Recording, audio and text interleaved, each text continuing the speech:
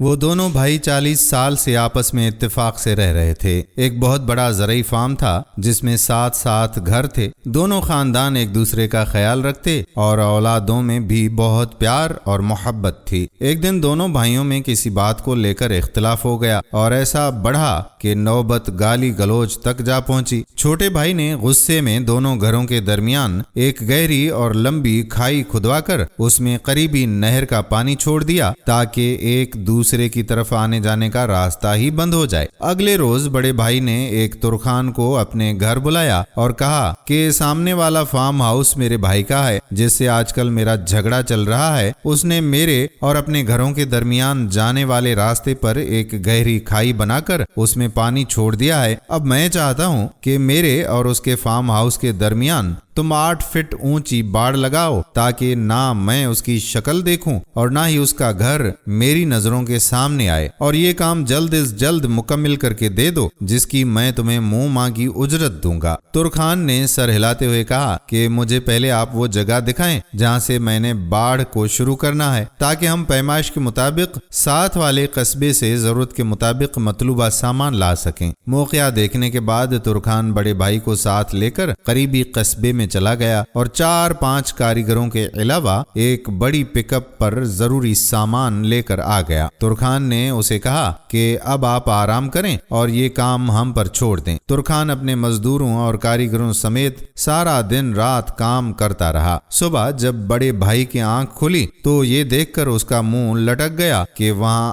8 fit تو کجا 1 inch اونچی باڑ نہیں ہے اور دیوار جیسی کوئی چیز ہی نہیں موجود۔ غور کرنے پر معلوم ہوا کہ وہاں تو ایک بہترین پل بنا ہوا ہے۔ ترخان کی اس حرکت پر حیران ہوا اور جو ہی اس پل کے قریب پہنچا تو دیکھا کہ پل کی دوسری طرف کھڑا ہوا اس کا چھوٹا بھائی اس کی طرف دیکھ رہا تھا۔ چند لمحے وہ خاموشی سے کھڑے کبھی کھائی اور کبھی اس پر بنے ہوئے پل کو دیکھتے رہے۔ چھوٹے کی آنکھوں میں آنسو آ گئے کہ میں نے باپ جیسے بڑے بھائی کا دل دکھایا مگر اس کے باوجود وہ مجھ سے تعلق نہیں توڑنا چاہتا۔ بڑے نے جب اپنے چھوٹے بھائی کی آنکھوں میں آنسو دیکھے تو اس کا بھی دل بھر آیا اور سوچنے لگا کہ غلطی جس کی بھی تھی مجھے یوں جذباتی ہو کر معاملہ بگاڑنا نہیں چاہیے تھا۔ دونوں اپنے اپنے دل میں شرمندہ ہوئے، آنکھوں میں آنسو لیے ایک دوسرے سے بغلگیر ہو گئے۔ ان کی دیکھا دیکھی دونوں بھائیوں کے بیوی بچے بھی اپنے گھروں سے نکل کر بھاگتے اور شور مچاتے ہوئے پل پر اکٹھے ہو گئے۔